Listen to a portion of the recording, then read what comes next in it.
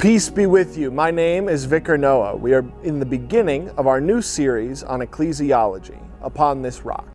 This month, we will be discussing church history by way of some of her greatest theologians.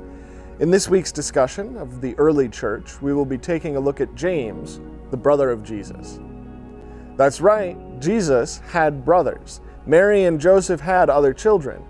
I suppose you could say they were half-brothers, but that seems a pedantic distinction to me.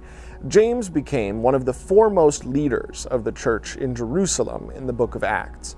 He also wrote the epistle that bears his name. James is one of my favorite books of the Bible. James is concerned about the very practical issues of how to live life. James is not a book for those new to the faith, but for mature believers, I have found it to be a solid spiritual food.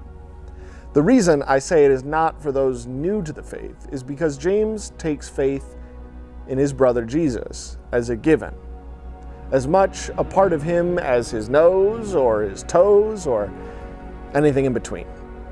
His teaching and advice, therefore, are given as to people for whom faith is much the same.